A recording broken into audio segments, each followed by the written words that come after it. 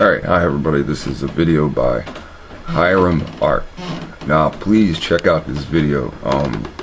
He sent this to me, and I want you to see what's going on.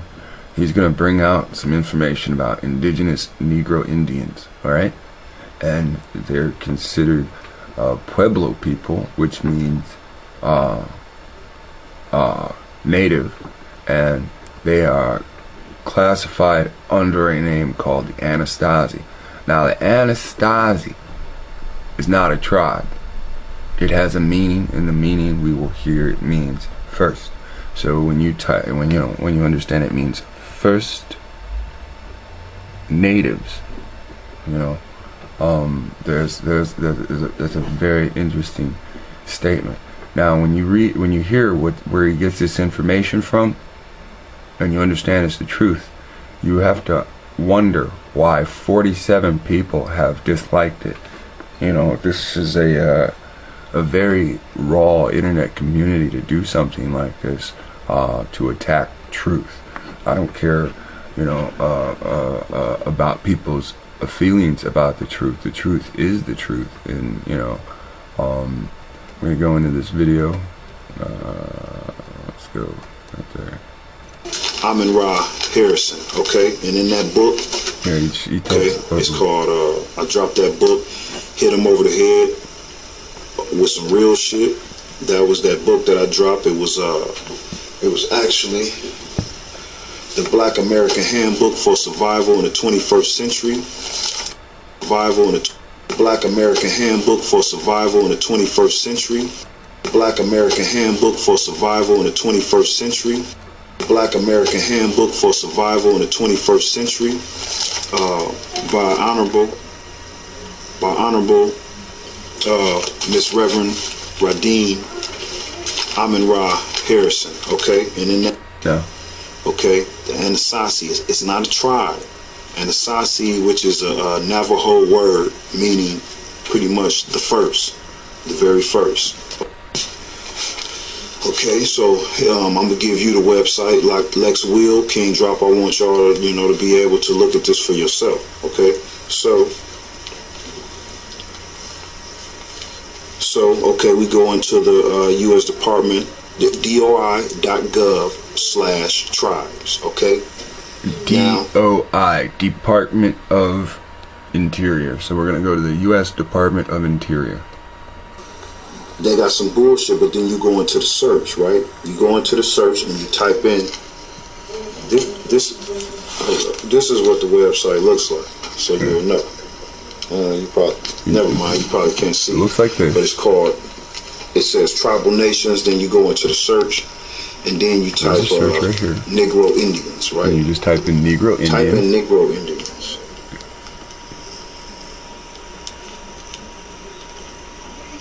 Type in Negro Indians, okay, and then you get a whole bunch of PDFs, a whole bunch of documentation on those matters, African Americans, but then we see, okay, who were the Anunnaki, right? And there's a website. It's a who were the Anunnaki -blm.gov. But then there's a long-ass website, right? There's a long-ass website, and we know why they give us the long-ass website, so it deters. That means _Anasazi, type that out. Having to go all the way in it.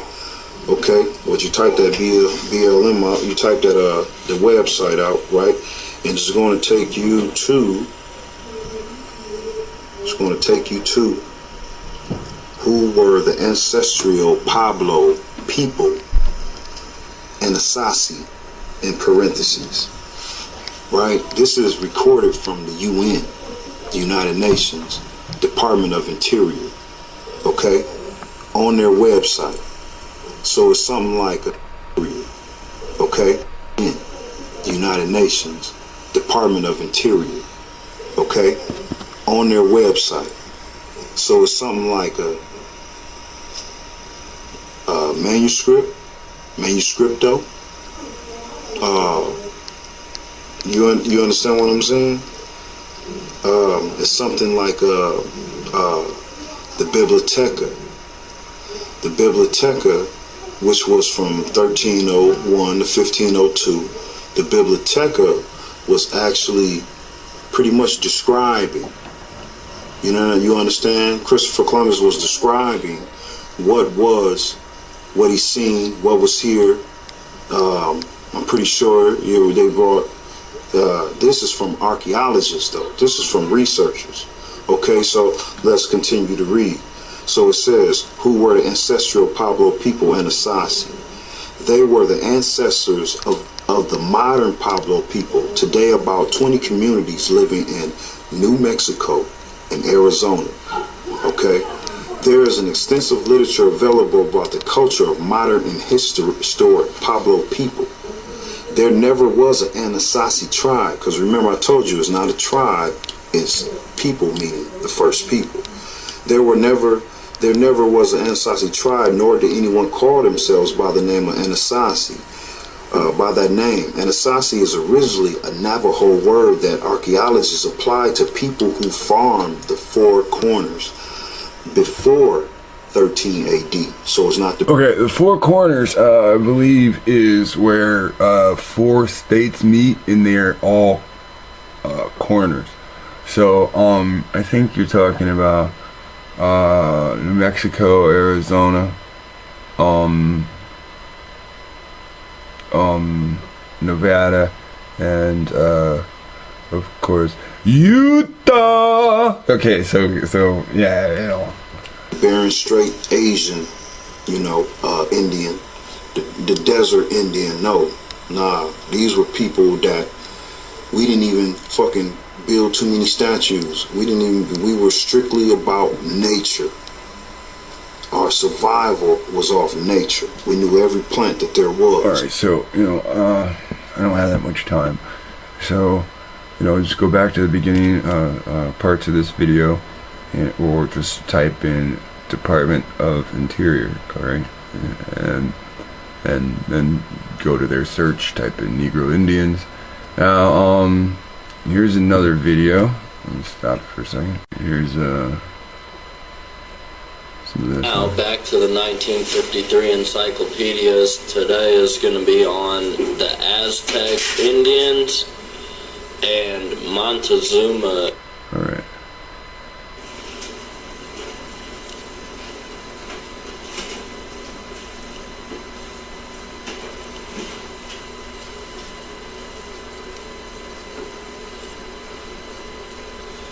Aztec. One of the most important peoples of ancient America were the Aztecs, who lived in the valley which now contains Mexico City. Long before Europeans came from across the sea, these American Indians were making history. They had developed a go forward a bit. Well-guarded bridges, as these bridges could be removed in case of danger. Tenochtitlan was very difficult to attack from the edges of the lake. Aztecs were once called Tenacas.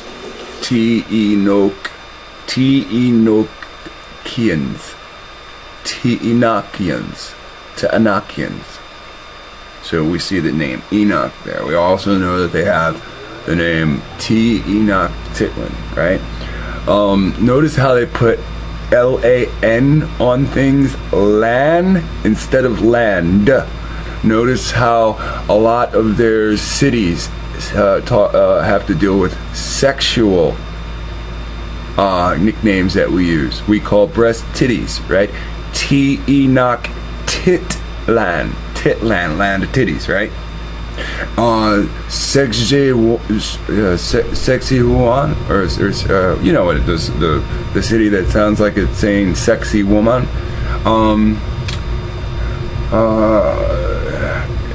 There's the other ones, just notice how like a lot of the cities sound like sex is being talked about, Oh yeah, of course. Lake Titicaca, right? Titty and cock in the same, right? Name surrounding a lake. Lake Titicaca, right? Unfriendly eyes of their more cultured neighbors, the Toltecs, the Aztecs were barbaric newcomers of the Valley of Mexico. This valley was called Anahuac. The Toltecs frowned upon and also feared the savage customs of the Aztecs and did not want them because of this.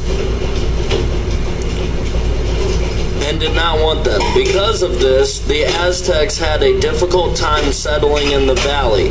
That is probably why they had to settle on an unwanted island in the lake. No one knows exactly where the Aztecs came from. The legends about them indicate that they came from the north, up in America. So we already know where they came from by the previous videos.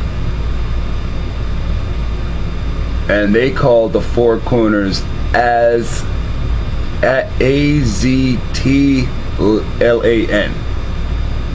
Almost like ant, Aztlan. They probably arrived in the Valley of Mexico in the 12th or 13th century. Now this is Aztec, Teonacans, and Montezuma II, 1953 encyclopedia. This is Smooth's perspective. Alright, and if you go here, you can do it on YouTube if you want. You'll find it, and you just type in AZTL.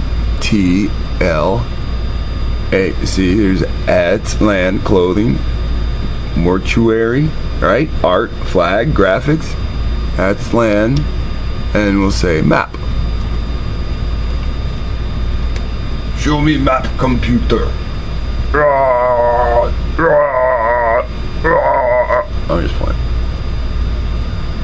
So, this is what we're talking about when they say they're home. Here's four corners. See how this edge line makes see how these make a cross? That's the four corners of these states. Sorry, not Nevada. What do you got? Is that New Mexico, Arizona? Oh man, I can't even see that state's name. I'm stupid. I should already know that.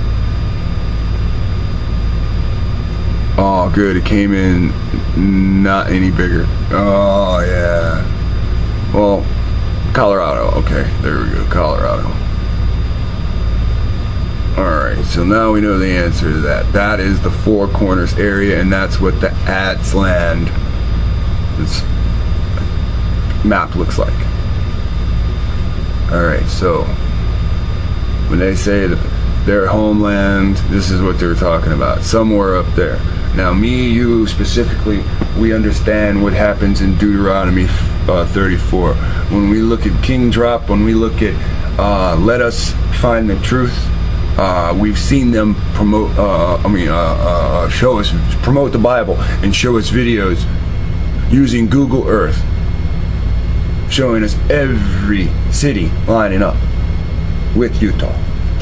In these early times, they were known as Tanakas. They finally obtained a king from a neighboring people and started a dynasty of rulers who led them in their rise to power after 1375. When the Aztecs first began to live in the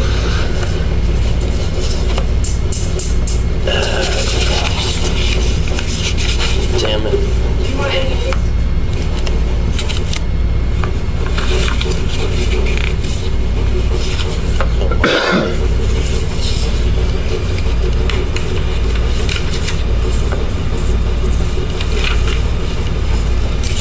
To live in the Valley of Mexico, they had little land of their own. They gradually acquired land for agriculture first by building small islands in the lake called Chinampas. They also lived around them who were more advanced in civilization. As their power grew, they also got wealth by working by working lands they conquered. Their fourth ruler, named Itzcoatl, 1428 to 1440, brought them out of the tribute-paying stage. From then on, the Aztecs were of the top rank of peoples in the Valley of Mexico. Okay, so there you have some interesting things going on in here about when they came in the conquest. Aztec capital. The power of the Aztecs, built upon the wealth they got from conquered peoples, made their capital the most glittering of all Mexico. By 1519, Tenochtitlan. Tenochtitlan. Alright, now, this is a good time for me to go my usual route and type in dumb diverses. Right. So I'm gonna scroll down.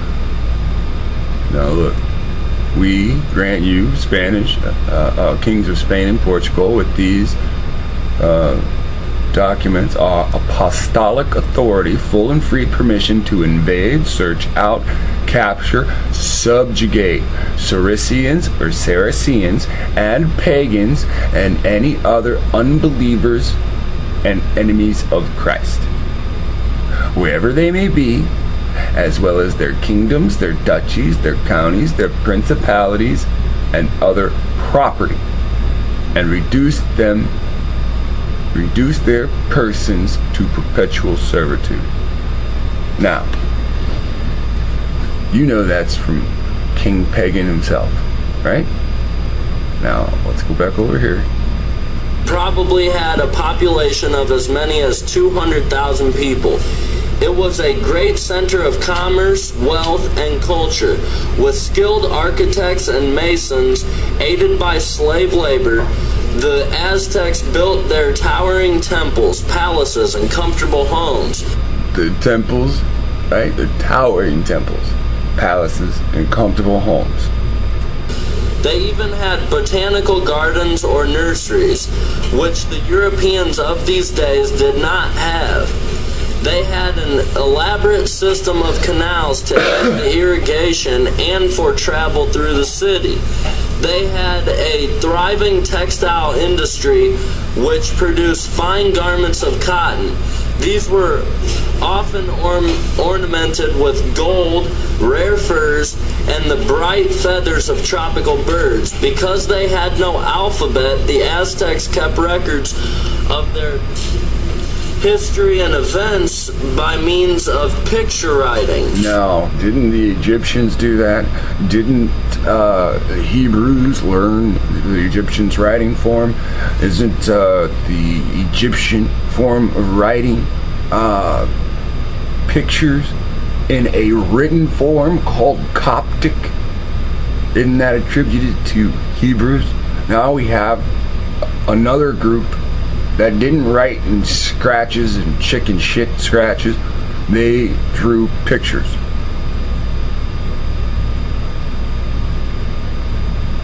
Let's see, you're enslaved by Egypt. You come out of Egypt. I think it's ironic that these people drew pictures just like the Egyptians did. These people wrote in pictures just like the people that were enslaved by the Egyptians. They had hospitals and doctors and surgeons. See, they told you were nothing but dumb fucking savages, right? We of us two dumb savages, nothing to talk about. They had hospitals and doctors and surgeons who were probably as good as those in Europe at that time. You know they came over and took the magic from these people, so you know they're probably better than what was going on in Europe. Okay? skip ahead a little bit. Eclipses and had a very accurate calendar. They were able to predict eclipses and had a very accurate calendar system. One of the most famous relics saved from their civilization is a calendar stone weighing 20 tons. Another famous relic is called the sacrifice stone, for it is believed to have been used for human sacrifice. The white god, just as the Aztecs were near the development. So that's Cortez coming over. Okay, if you want to hear more, and the encyclopedia excerpt of Montezuma II, check out Smooth's Perspective, and he's got a video, Aztecs, T. Inocus, and Montezuma II, 1953 encyclopedia. All right, now we're gonna check out Michael Thompson, Copper Warrior, Another Day. But we're gonna take a few minutes out of Mystery of the Mexican Pyramids. Alright, now hold on. Now we have Copper Warrior. Now you type in Copper Warrior and he'll come up anyway. He comes up first. Now this man has been doing Mystery of the Mexican Pyramids. Now he's up to chapter 3. He's got them in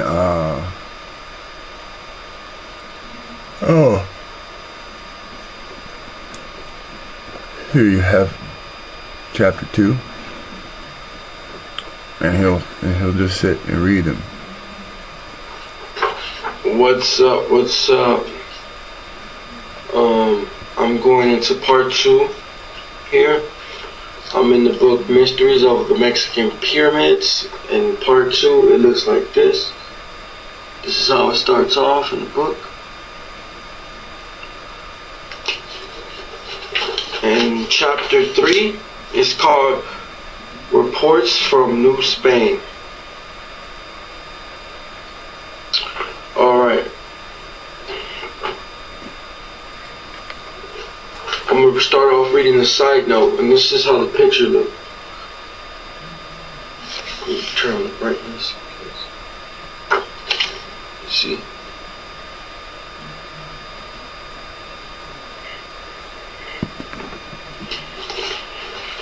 You can see basically it's an auction table. Okay? And what they're doing is they're walking up. Here's the friar. Here's the slave already working for the friar, right down here. Now, here, you see this is a different Indian, right? Look at his hat, right? You can see his chest, he ain't wearing a shirt.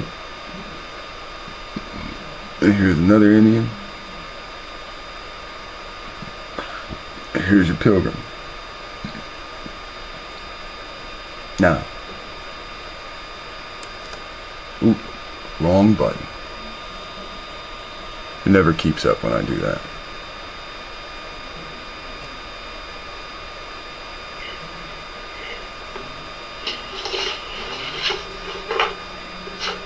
Alright.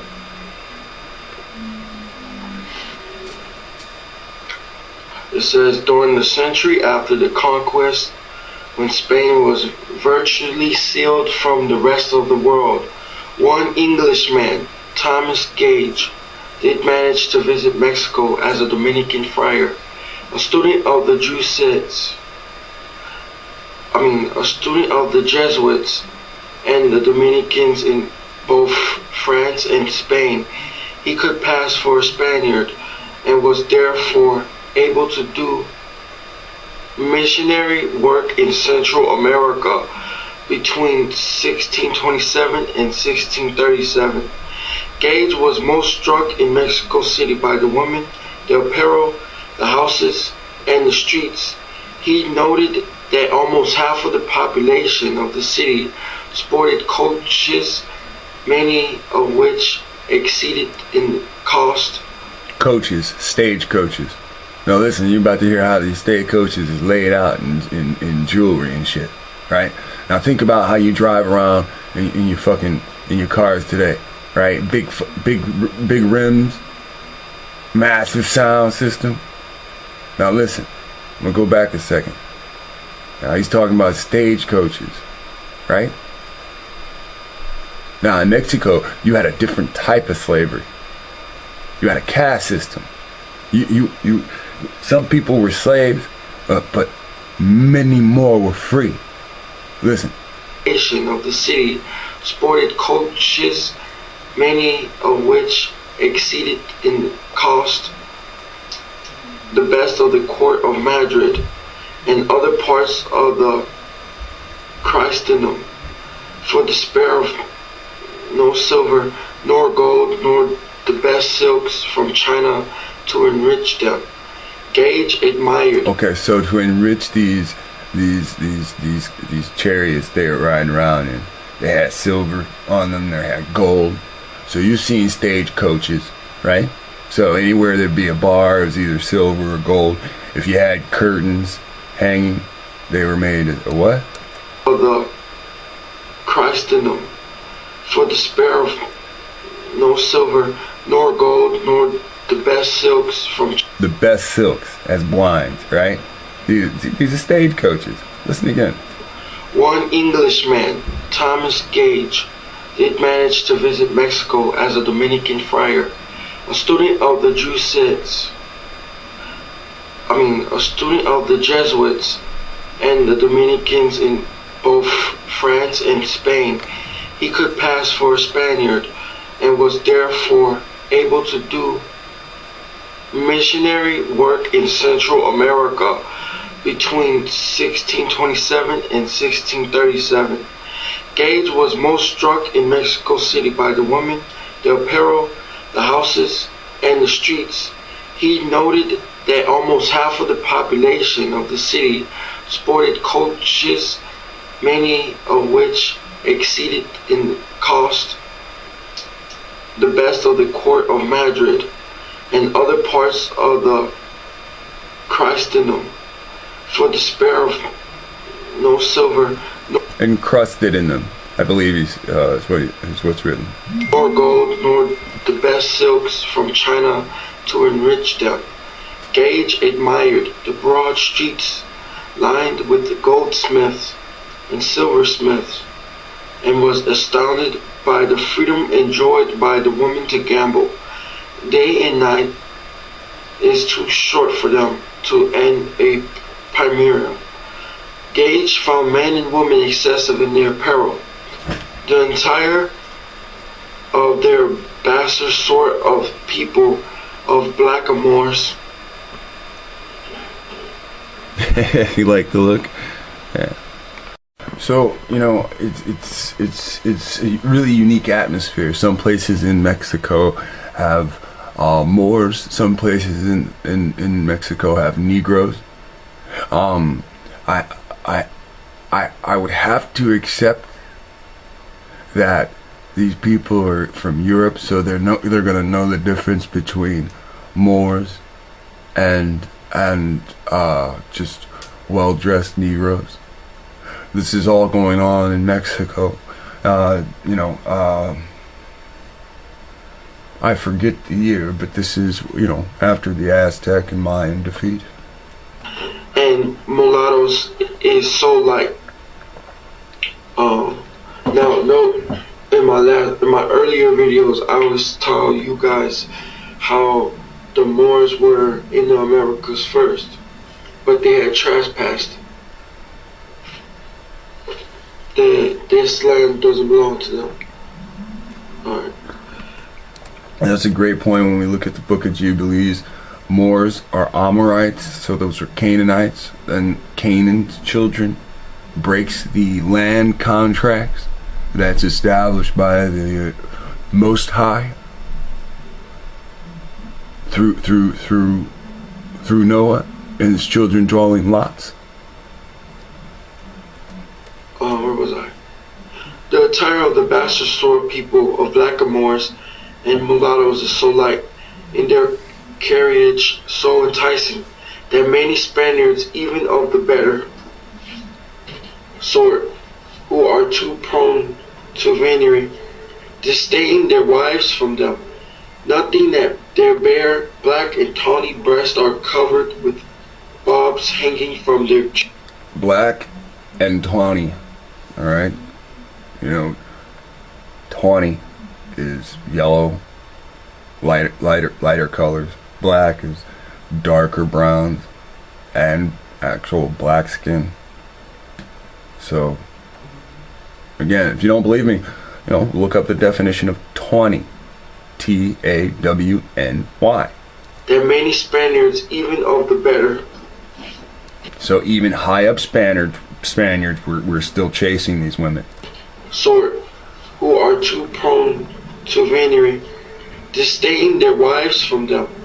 Nothing that their bare, black and tawny breasts are covered with bobs hanging from their chains of pearls. Gage concluded that most of them have been slaves. So these are ex-slaves running around with pearls dangling, around their tits. From around their necks, down to their breasts, walking around the city, trying to entice men.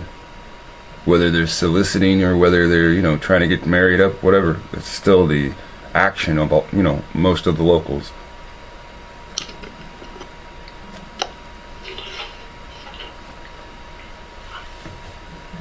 Through love has set them loose at liberty to enslave souls to sin and Satan. In 1640, Gage renounced his Catholicism, embraced Protestantism, and back in England, informed against a number of English Jesuits contributing to their deaths. In a survey of the West Indies, he gave a broadside attack against the corruption of the Roman Catholic Church, encouraging Cromwell's government to plot invasions of the New World in order to seize Spanish territory. Okay, so that's how we get the English over here. Alright, so what does he say? He said, hey, these people are corrupt. Right? So they're not asking, they're not using their permission slip. They're now in a race. You hear what's going on? He goes back and he says to Cromwell, hey, we got to get over there and lay our flag. These Catholics are corrupt. Let's go back a second. Jesuits contributing to their deaths. In a survey of the West Indies, he went back and informed on Jesuits. That means ratted them out and then was saying that they were contributing to their own death. Protestantism, and back in England, informed against a number of English Jesuits contributing informed against English Jesuits contributing to what? To their deaths. Contributing to their own death. In a survey of the West Indies, he gave a broadside attack against the corruption of the Roman Catholic Church, encouraging Cromwell's government to plot invasions of the New World in order to seize Spanish territory. Seize Spanish territory. Take their territory from them. They're not even, at that point, they're not even saying, hey, let's take this other territory. They're just like, let's take Spain's territory. These people are corrupt. They don't deserve it. Okay. So like I showed you guys in this map here. Here you got people giving gifts to this devil here. And then here you got a map of South Mexico before it just turns and then to the central. This is where it's taking place in like South Central Mexico. Alright, reports from New Spain. Alright, we're going to stop there. Now, if you want, if you don't have the book and you want the book read to you, Michael Thompson, Copper Warrior, is there for you. Now, look, I stutter just as bad. You know, if you don't want to hear my stuttering, if you don't want to hear his stuttering, buy your own book. I appreciate this because the man's taking the time out of his life and read this for us. You know? And I really appreciate this cat, this high remark cat. And you gotta understand, look at what they did with this shit, man. This dude read us the truth about the first, Indians here, our Negro. Now look, Moses, these guys inherit Moses and what we call the children of God inherit the land. That don't mean they got there first. Now, if these Pueblo Indians are the Anasazi, the first, and that's really important because all these other straight-haired Indians that everyone promotes, that means they're not the first there. They're someone from a migration, trespass. That highlights the Bible, right? That highlights Canaanites. So, or you can type in Mystery of the Mexican Pyramids, chapter 3, and you'll get the same video. Alright, there's a guy, Harry Jackson. Harry believes, in Jesus, but, it's okay because everybody's got a right to their own belief. Now, when you go to Harry's video, he's got a video called A Light Among the Darkness, and when you go to this video, he talks about how he's saddened because when he finds out the truth and how it affects his life, how it affects his children's life. A lot of games, you guys do food stations, you got poker on this. I'm doing something totally different from here on out. I mean, I'm a big fan of League of Legends. In fact, I think there's a lot of League of Legends players that don't realize what League of Legends really is. But that's not too important. I mean, not even a lot of League of Legends don't even understand that they have a champion in the game called Vladimir. Now, that's nothing against Mr. Putin. So, Mr. Putin, if you get a chance to watch this video, I have nothing against you. I don't know you. I know you are a man. I know you are I'm trying to go to a specific body. I'm a sinner. I'm trying my best not to continue sin, but I'm imperfect. Humble. I lost everything in my life. I'm trying not to get too emotional. I'm not trying to tear up in front of you guys because I want to tell you guys this.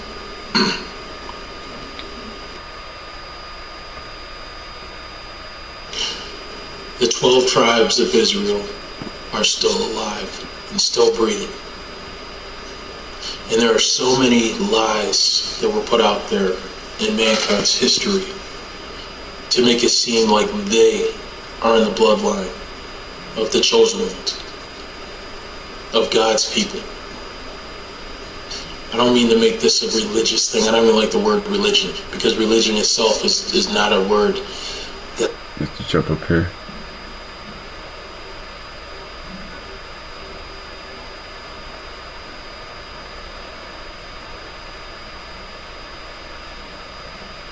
But then there's also trust as in monetary, as in trust fund.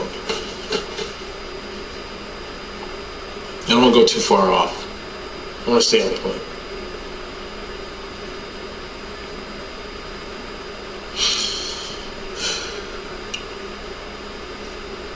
See, my only question is that I don't really know yet, and I need to continue to still search. That maybe I should have finished that search before I tried to even talk to anybody today. But my only concern is this about the Dead Sea Scrolls. Do they go back to the Old Testament? Are they the original writings of the Old Testament? Or are they the true writings of what is called the New Testament? Because you gotta understand. Like I said, he's got, issues on, where he stands on the fence. So, Sorry. If you want to see more of this, there's Harry Jackson, Your Light Among Darkness. So it's an interesting video. Now I was talking to Let Us Find the Truth, and I like chatting with him. He likes to break stuff down, I like mental tennis, Yeah, interesting man. So he shows me this video, and he says, listen to this for around 4 minutes. Now, nothing happens in the 4 minutes, it's actually like in the 5 minutes and in the 7 minutes. But there's just so much interesting things that are shown here. Now, a lot of people say that the Bible's tampered with. Nobody can say to what degree. A lot of people say that the Bible's fake. Nobody's can say to what degree. Nobody's willing to say to what degree. It's either most of it, some of it, or all of it, right? Each person's mind's all over the map about what is correct and what isn't correct in the Bible. Now, I don't own the rights to any of the authors I just showed you. Now, I'm hoping that, they accept that it's just everybody's got a point of view. Now, there is a perspective, an ongoing perspective of the whole Aztec and indigenous thing there. Now, with this, I do not own the rights either. But this is for educational purposes. Now, I cannot help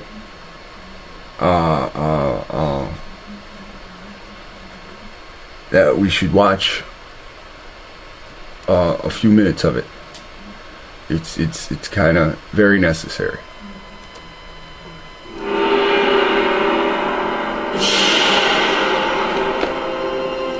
So I'll mute that for a second.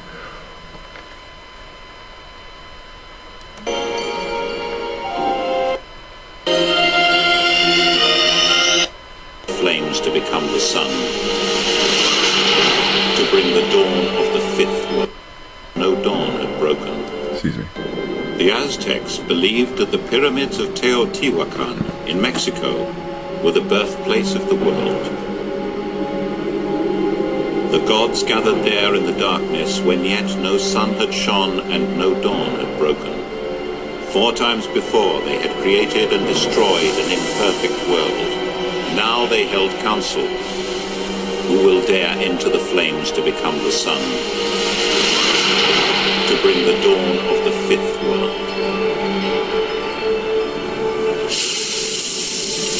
The gods feared the flames.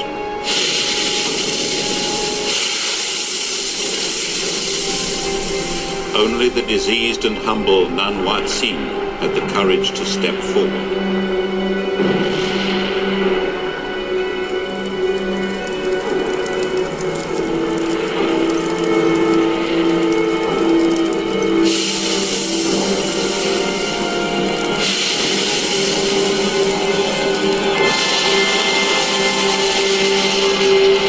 The spirit jaguar followed him through the cosmic fire and gained its spots, and the spirit eagle its black wingtips. They became the most sacred of animals. The fifth world had been created.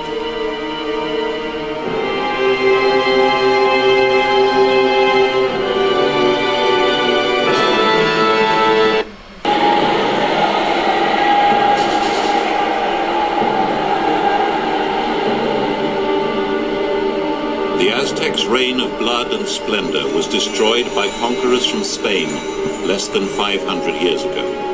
But their history survives.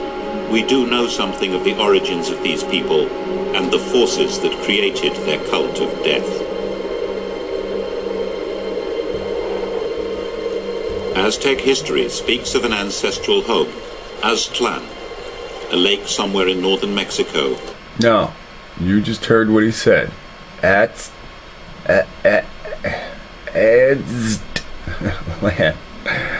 and he says northern Mexico. Okay, we all know right now, watching this video, it ain't in northern Mexico.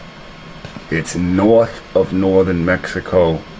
It is the United States, the southwestern area.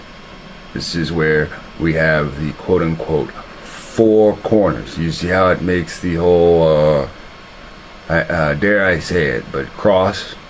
This is the mark, you know, X marks the spot.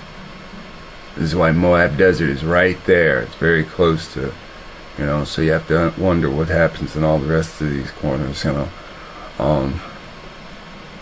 So, oops. Land of the White Heron. Now, Land. Aztec history speaks of an ancestral home, Aztlan. now, that's, I guess, how it's pronounced. If you pay me money, I still couldn't pronounce that. Aztec history speaks of an ancestral home, Aztlan, a lake somewhere in northern Mexico. Land So, it has to deal with some lake that's up there, right? of the White Heron, land of the Aztecs.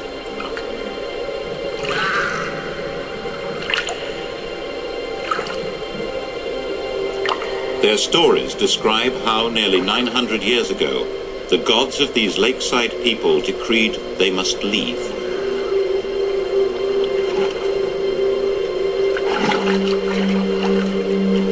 So, their god, or the gods, decreed that they must leave. Alright, so they had to leave their land, Aztlan. They had to leave the four corners.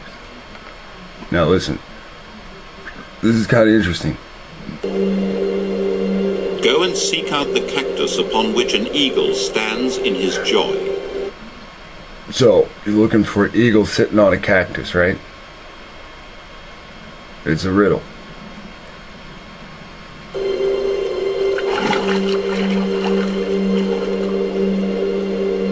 Go and seek out the cactus upon which an eagle stands in his joy. It is there that we shall fix ourselves. It is there that we shall rule, that we shall meet the other nations, and that with our weapons we shall overthrow them. Now, meet the other nations. That's an interesting statement, as if the other nations, they already exist. They're down here in this area. And all these guys are doing is they're just going south. They're just going from here south. Right? Let us go and meet the other nations. This is where we're going to go to rule. So leave here and we're going to go and rule south. Let's hear it again. Not too far back. It is there that we shall fix ourselves. It is there that we shall rule, that we shall meet the other nations, and that with... So were they broken? Because they needed to fix themselves. It is there that we shall fix ourselves. It is there that we shall rule, that we shall meet the other nations, and that with our weapons we shall overthrow them. Our city shall be there. The Aztecs recorded their migration in a series of simple drawings. They describe a journey partly mythical, partly real, Partly mythical, partly real. full of mishap and adventure.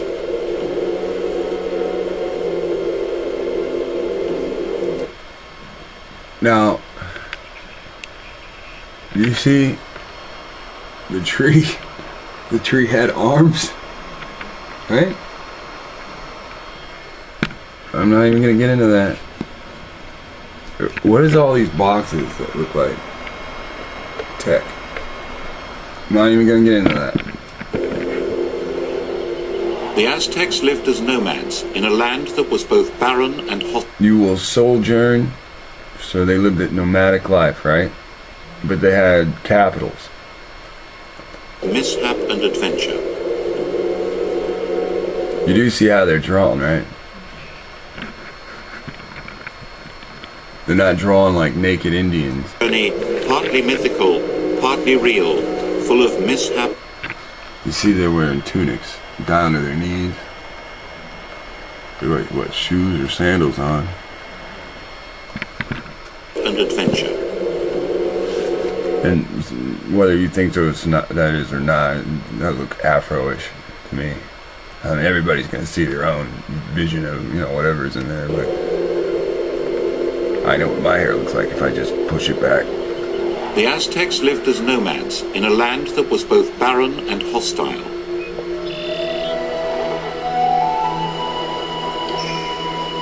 Even the birds of prey that scan these harsh canyons find barely enough to survive.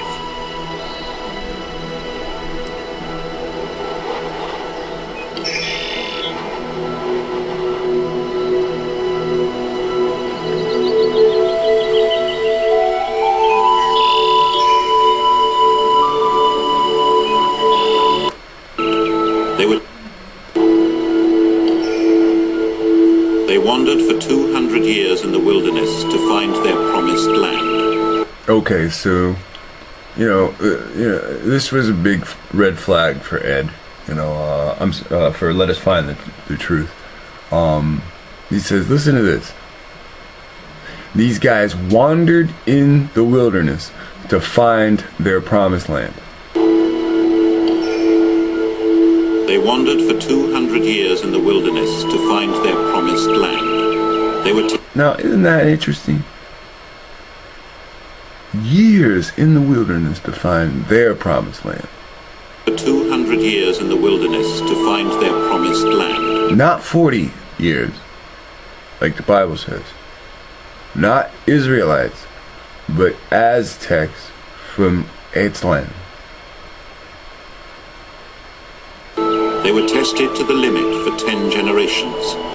Listen to that. That reminds me of scriptures that say, I'll curse you for 3 to 4, even until the 10th generation. So these guys are walking in the wilderness for 200 years. Now, nomadically, like, again, this isn't, it's not down the block, but it's not, 100 miles, hundreds of miles to get here. I mean, actually it is. It's probably 1,000 miles. It's not like it's on the other side of the world. It's not like it makes sense to make it from here to there, or opposite, from here to there, 200 years.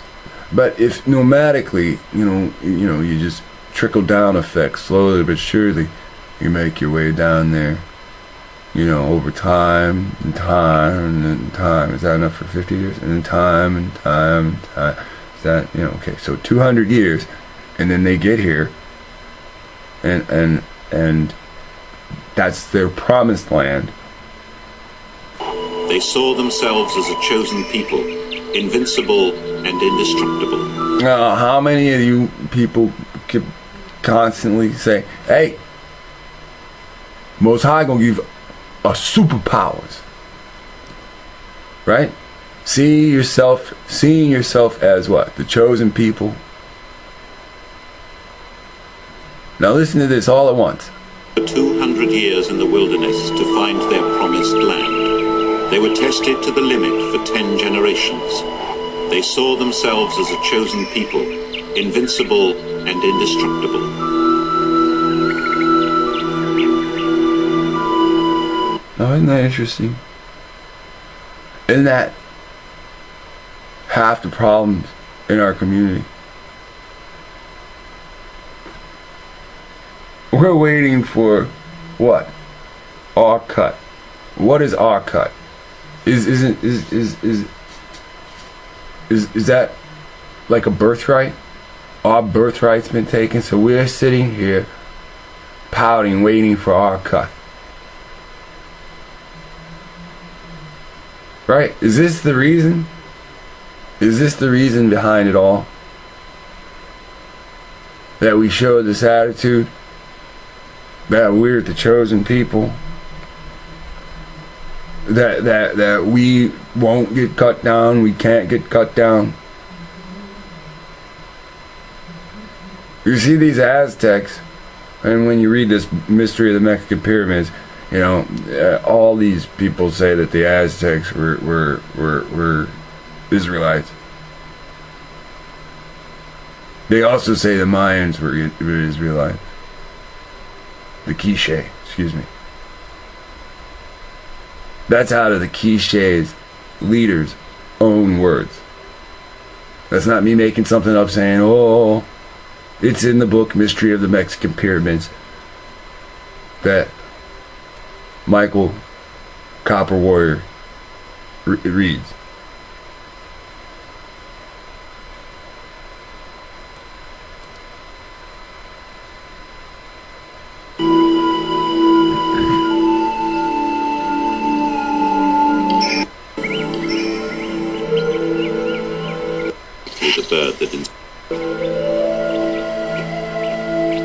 The sight of a full-sized eagle on a cactus would be truly remarkable. The smaller and lighter Harris hawk is more likely the bird that inspired Aztec myth.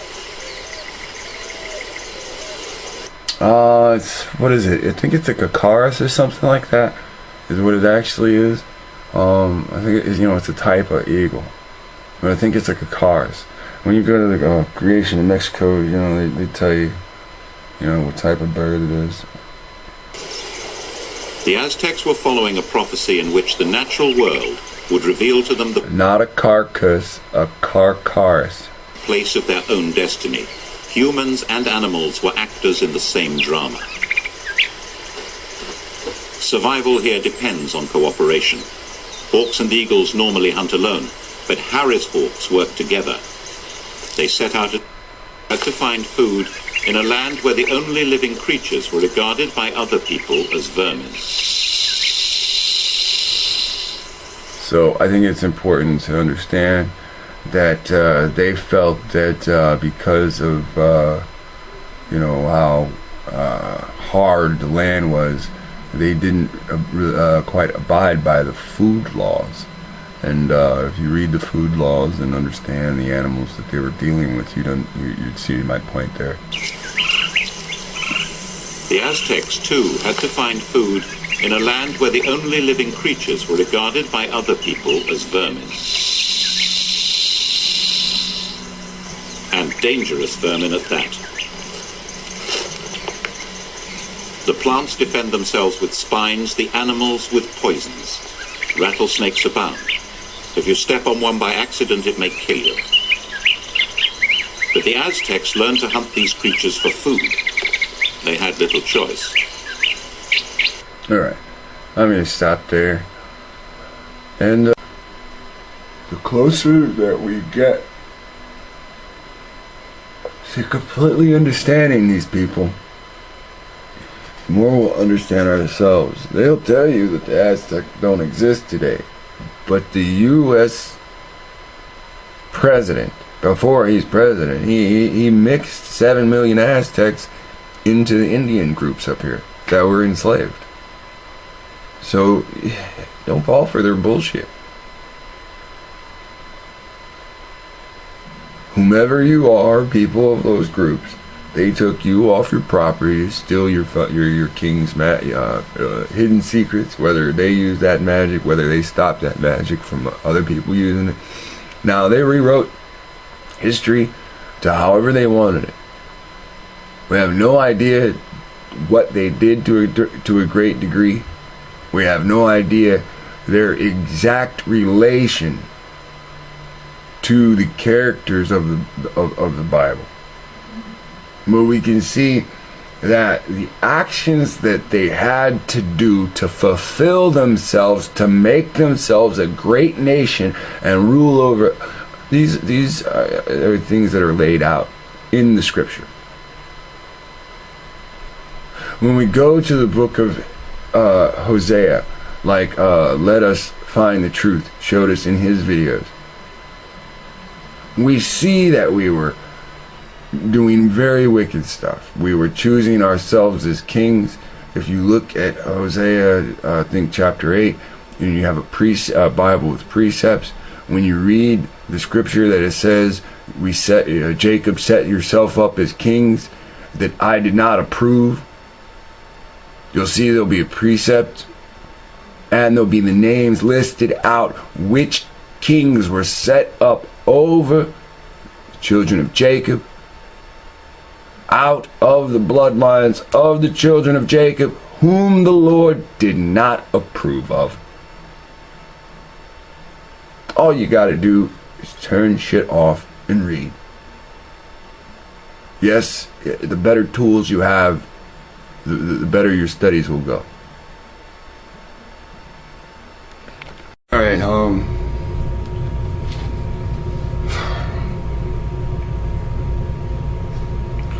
gonna say this. I'm gonna read this scripture. Okay, let's do this real quick. It's Hosea chapter 8, verse 4. Alright, so we're gonna go, I'll go down. Chapter 8 and 1. Set the trumpet to thy mouth, he shall come as an eagle against the house of the Lord. Alright, I believe that's Cortez. Right?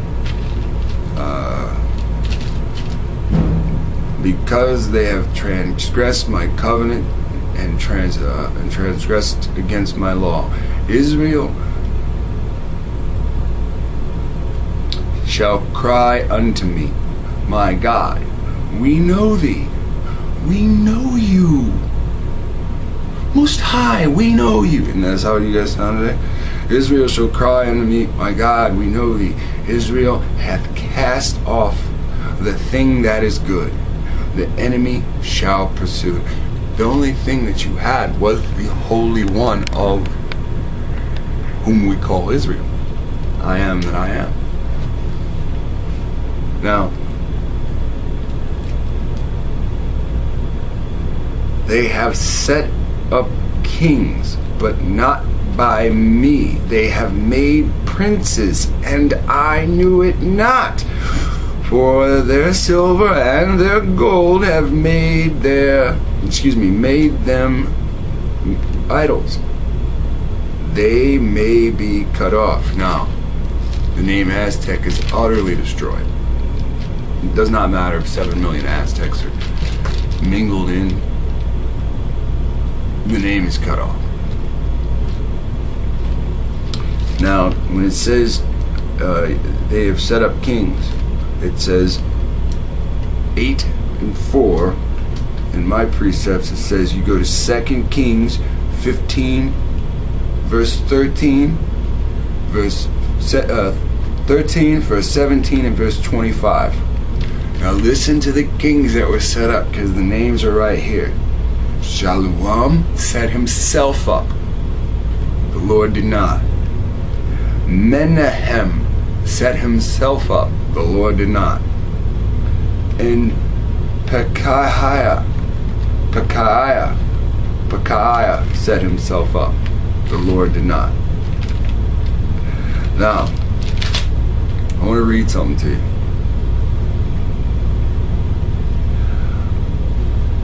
I've read this before. Some people got it, some people don't. Now I'm gonna read it. Let's go to Hosea chapter 2. Now if you're listening to this and your hands are free, you ain't got shit to do and you ain't do shit all day, and you're listening to this and you don't have your Bible out,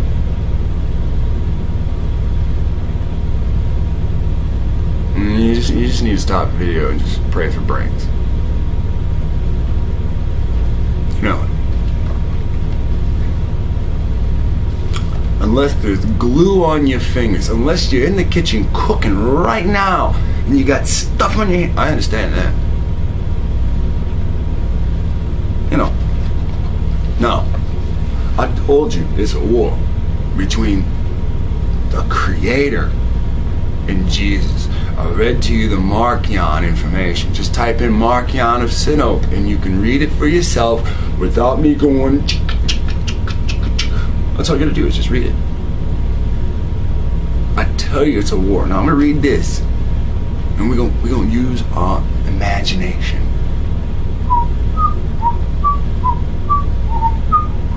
Okay.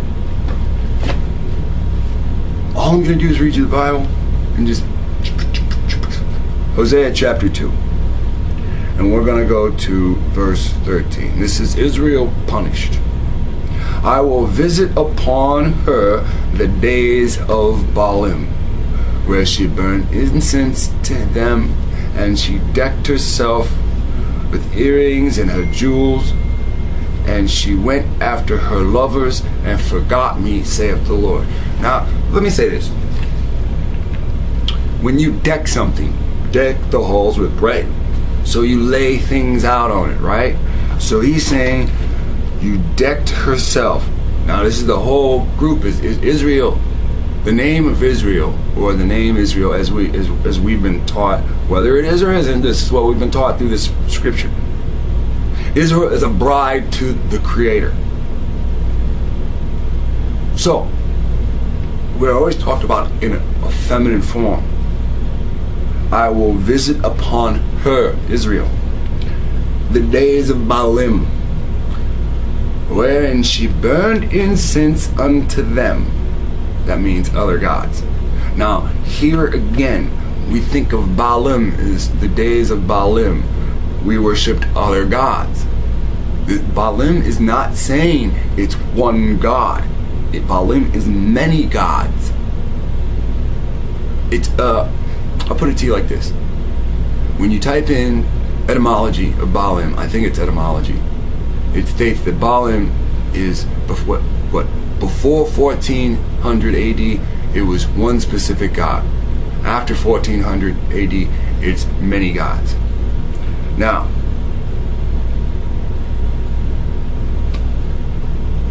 does that stick with this?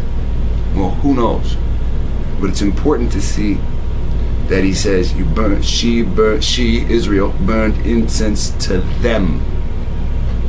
So whether Baalim is a couple, male, female, or whether Baalim is any other god, whether, you know, the etymology says 1400 BC, and I just didn't pay attention because I'm really shitty with AD in BC. I'm really shitty with paying attention in which one. Yeah, okay, never mind. Just listen. And she decked herself with her earrings and her jewels, and she went after her lovers and forgot me. Now, do you see people with gold chains? Show me somebody with a gold chain with the image of God on it. Now, here you have God over here, or the Creator. Show me somebody wearing the image of the Creator running around. Thou shalt have no graven images. First commandment. You ain't going to heaven. Now, over here, show me anybody that's wearing any kind of chain around their neck with Muslim image. Crescent, moon, and star. I see that shit all the time. I know everybody's already yelling, crosses! You dumb shit! Say crosses first! Everybody says crosses! Right. Crosses. Crooks. Sign of death, right? Where do you see that shit? Over suckers' necks and in graveyards. It's a worship of death.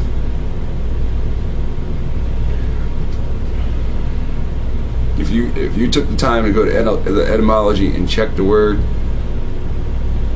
also check the word crux and find out what a cross is. Cross is going to take you back to crux, and crux means a curse. You're walking around with a damn curse. It's an idol. He said no graven images. So who's got themselves decked out with earrings and her jewels, and she went after other lovers, right? Wearing the other lovers on the jewels. Don't you see the rappers wearing white Jesus? Oh, paint that black. Put it in gold. You still see his straight hair like a Caucasian, right? Keep this image alive. We'll pay you lots of trinkets to keep this image alive. That's what it's all about, right? So he says, listen very close. 14, Hosea chapter 2 and 14.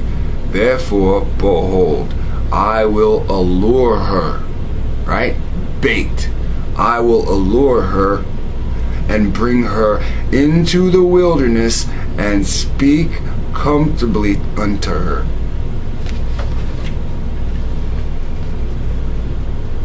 How many people ask me is Utah scriptural?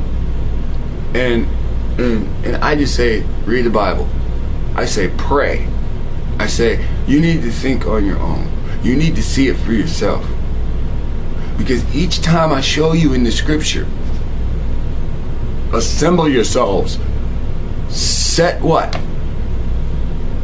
Set yourselves toward Zion. Where's Mount Zion? Nobody knows.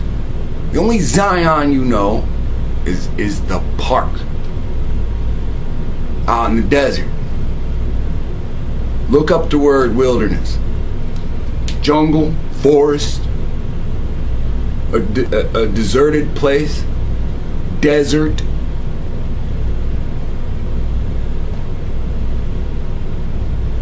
You don't give a damn.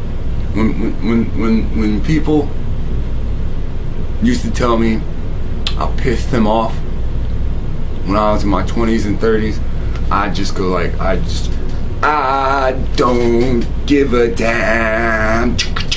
Right? That's the mentality that you have. I care. I got a newborn baby upstairs, and I would rather share information with people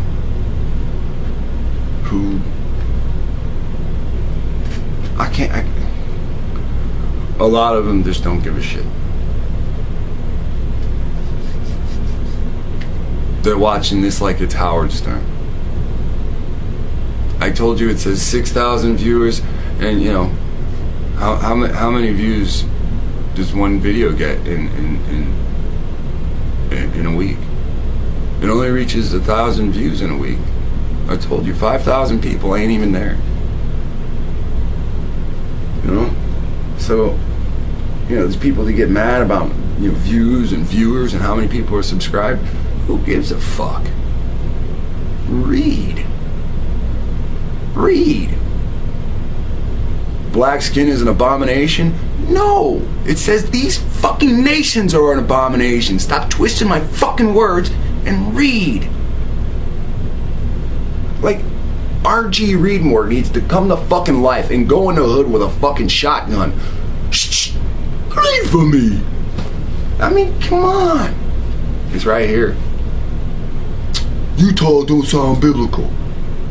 Therefore, behold, I will allure her. I'm the one that's gonna fucking taunt you. I'm not the one that's gonna comfort you. I'm gonna taunt you to go there. I've said, go ahead of me. No, that's a bad idea. I said, get your camping gear. I want to be there by September. I said, I'll take donations. I said, I'll take donations for this.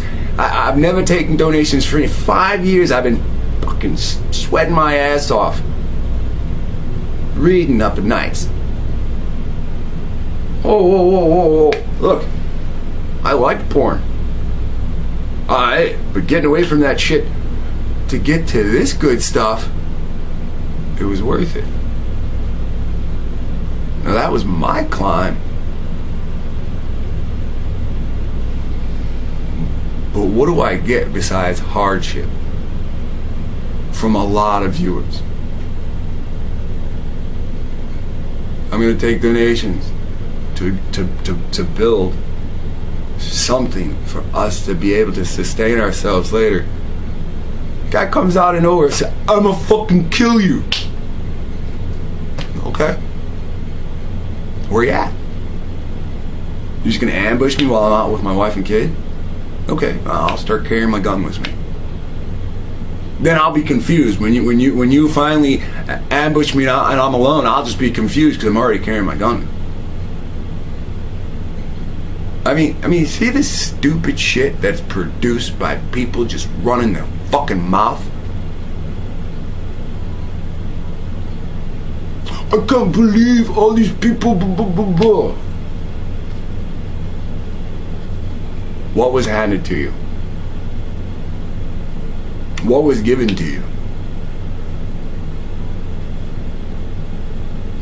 These people wanted all the land. They came over here and seized it. And I say, I want some plants. I'm gonna fucking kill you.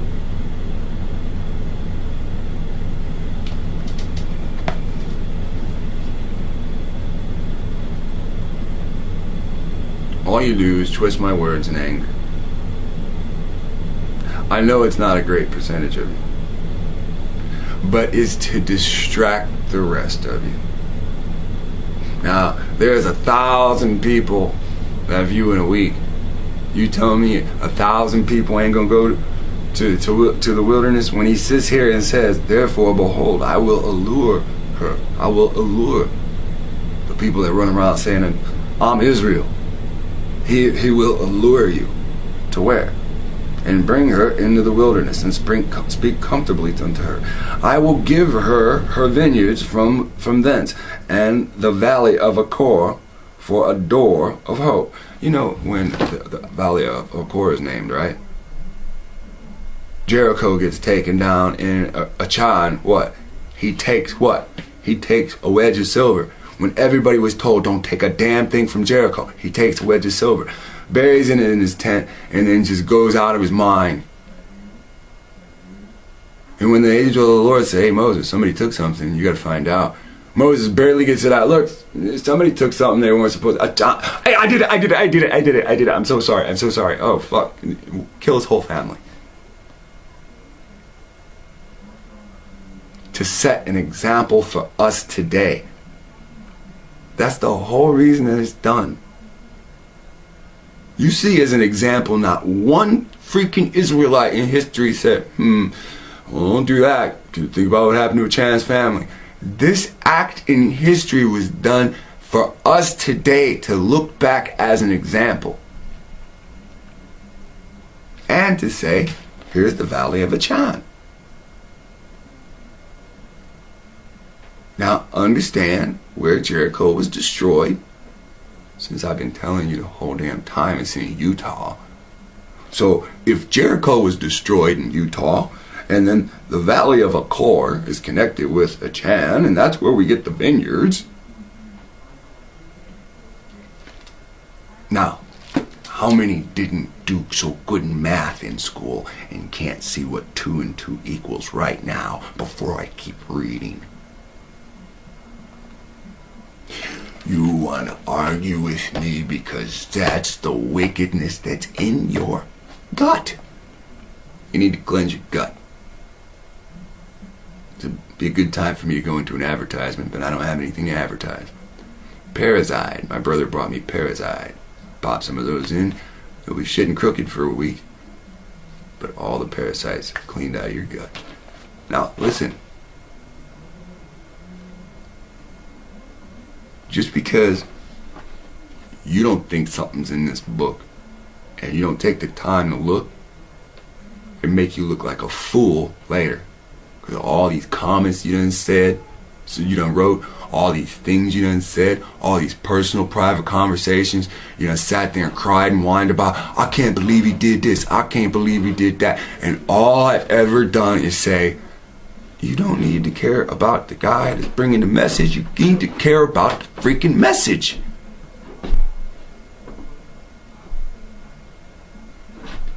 Something's broke. And no matter how goofy or enraged I act, it ain't in me. It's in you. I said, hey, I'm going to take donations for that. I don't need a pat on the back. I need you to throw in $10 so I can go plant some food so we can get it in a year from now. Shit. Some things grow in months, but not everything does. Now listen, now I will give her her vineyards from whence, and the valley of Achor for a door of hope. That's our way out. And you don't even understand it. And she shall sing there as in the days of her youth.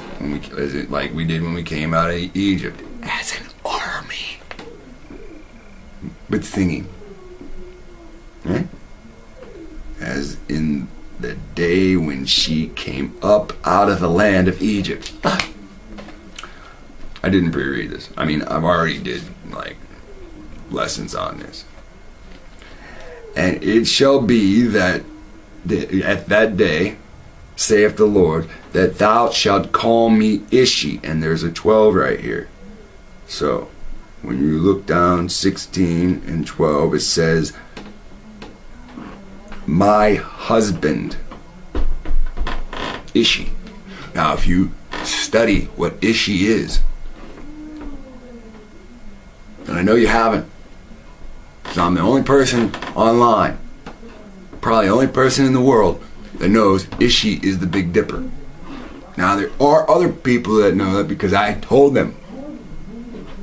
Ishi is the Big Dipper. It's actually a short form of Septu Ishi. Now, all the other nations call Septu Ishi the Big Dipper. They call him the plowman. What does a plowman do? He plows shit over. So they build shit up and he plows it over. And they build it up and say, we will rebuild, and build it up, and he plows it over. And this is what they think of the Creator. And this is why they don't like the Creator, because they built their Babel up and he plowed it over. But before he plowed it over, he said, confusion, and twisted their fucking tongues. That's why we can mock all of their sounds.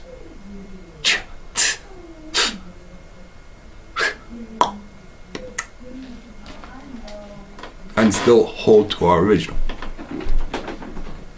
So, listen very closely. And it shall be that day, saith the Lord, that thou shalt call me Ishi, and shalt call me no more Baali. Right? You shall no more call him my Lord. There's a 13 here. It says my Lord. For I will take away the names of Baalim out of her. Jesus, Muhammad, Allah, all that shit. It's all gonna be gone. I shall take the name of Baalim out of her mouth, and she shall no more be remembered. Excuse me. And they shall no more be remembered by their name. Alright, I'm gonna stop there. Have a good one. Alright, hi everybody. This is a video by Hiram Art. Now please check out this video. He sent this to me, and I want you to see what's going on. He's going to bring out some information about indigenous Negro Indians, alright? And they're considered Pueblo people, which means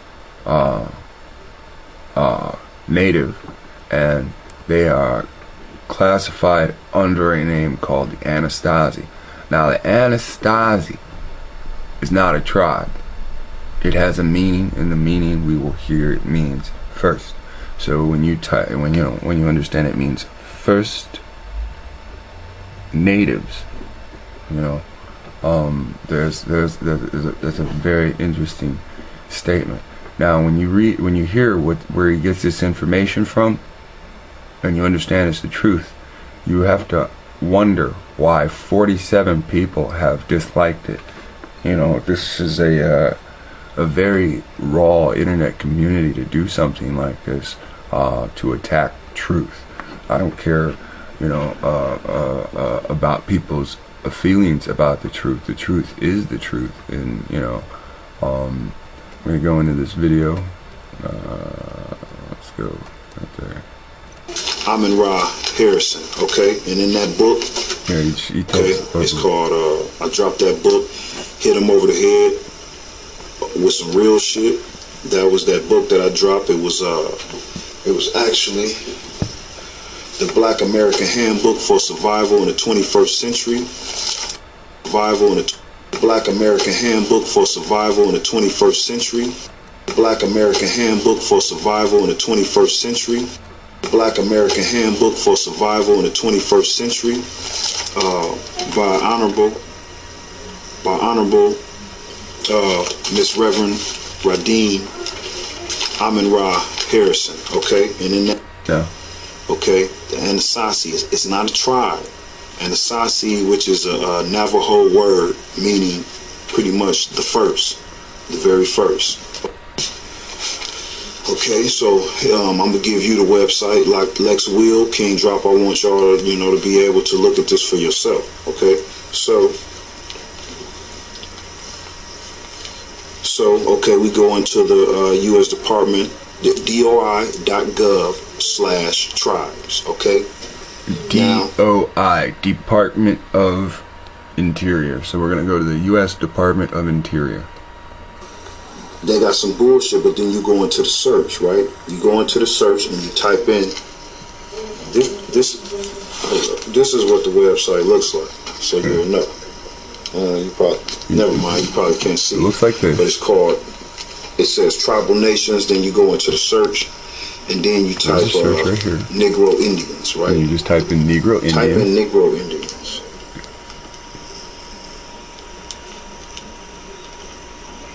You type in Negro Indians, okay, and then you get a whole bunch of PDFs, a whole bunch of documentation on those matters, African Americans. But then we see, okay, who were the Anunnaki, right? And there's a website. There's a website. It's a who were the Anunnaki -blm.gov. But then there's a long ass website, right? There's a long ass website, and we know why they give us the long ass website, so it deters. That means _Anunnaki. Type that out. Having to go all the way in it. Okay, but you type that BLM out, you type that the website out, right? And it's just not the okay. The Four Corners, I believe, is where 4 states meet, and they're all corners. So I think you're talking about New Mexico, Arizona, Nevada, and of course Utah. Okay, so yeah, you know, Bering Strait Asian, you know, Indian, the desert Indian. No, nah, these were people that we didn't even fucking build too many statues. We were strictly about nature. Our survival was off nature. We knew every plant that there was. Alright, so, you know, I don't have that much time. So, you know, just go back to the beginning parts of this video, or just type in Department of Interior, alright? And then go to their search, type in Negro Indians. Now, here's another video. Let me stop for a second. Here's some of this. Now back to the 1953 encyclopedias. Today is going to be on the Aztec Indians and Montezuma. All right.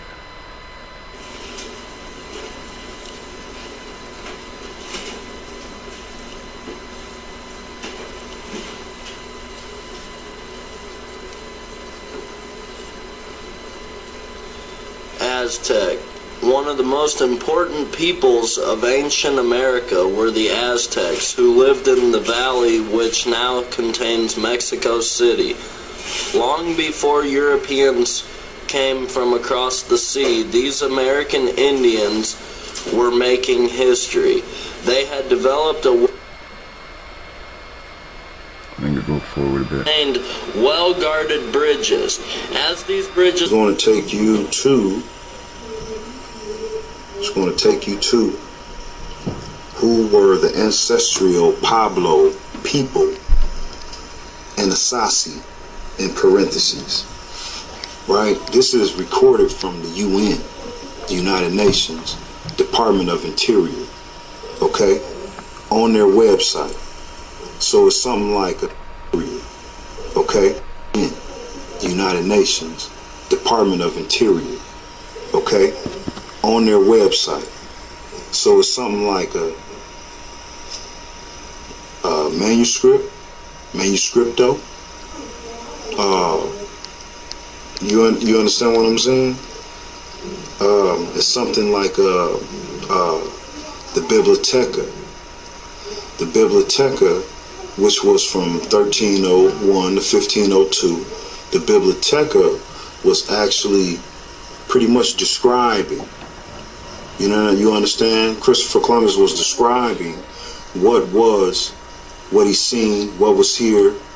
I'm pretty sure they brought, this is from archaeologists though, this is from researchers Okay, so let's continue to read. So it says, who were the ancestral Pueblo people in Asasi? They were the ancestors of the modern Pueblo people. Today, about 20 communities living in New Mexico and Arizona. Okay? There is an extensive literature available about the culture of modern and historic Pueblo people. There never was an Anasazi tribe, because remember I told you it's not a tribe, it's people, meaning the first people. There never was an Anasazi tribe, nor did anyone call themselves by the name of Anasazi. By that name, Anasazi is originally a Navajo word that archaeologists applied to people who farmed the Four Corners before 13 AD. So this could be removed in case of danger. Tenochtitlan was very difficult to attack from the edges of the lake. Aztecs were once called Tenacas.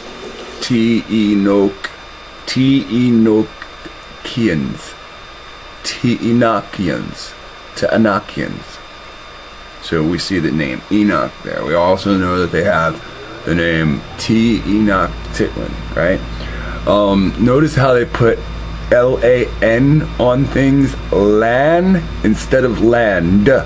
Notice how a lot of their cities have to deal with sexual nicknames that we use. We call breast titties, right? T-Enoch Titlan. Titlan, land of titties, right? Sexy Juan, or you know what it is, the city that sounds like it's saying sexy woman.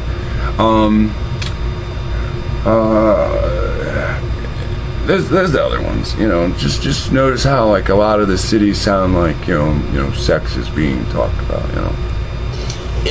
Oh yeah, of course, Lake Titicaca, right? Titty and cock in the same